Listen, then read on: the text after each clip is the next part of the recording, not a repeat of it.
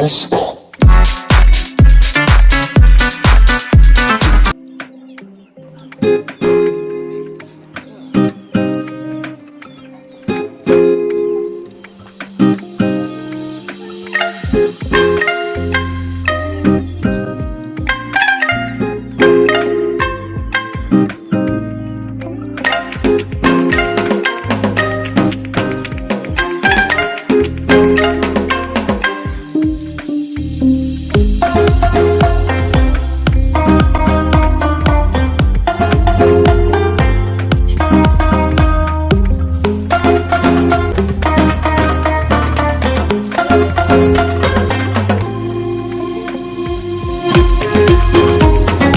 Tayo.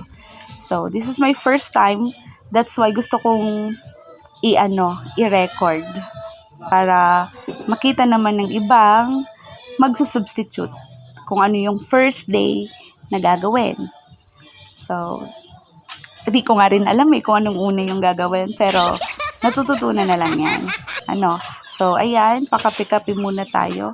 Favorite ko pala magkape kapag umaga, bago maligo. Tsaka kapag kumakain ako ng sopas, bago umalis, kumakain din ako ng kanin. So, ayan. Sobrang presko dito sa kubo namin. Kaya gusto ko dito magkape sa labas or mag-aalmusal. Dito ko gusto kumain sa labas.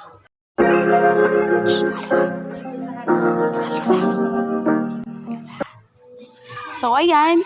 Katulad nga ng sinabi ko, syempre maaga akong nagising, dapat maaga din sa school ka pupunta. 6:18 nandito na ako sa school. Kailangan mauuna ka sa mga regular teacher kasi nga substitute teacher ka nga, diba? Kaya dapat maaga ka, mga 6 pa lang, nandito ka na sa school. Kaya ayan nga, nandito na ako sa room namin. Tiningnan ko agad yung room kung okay ba, kung malinis o madumi. Since nakita ko medyo maraming alikabok, so inayos ko muna yung mga upuan at nagdinis talaga ako ng bonggang-bongga para pagdating ng mga bata, meron naman silang guguluhin ng mga upuan. Chos.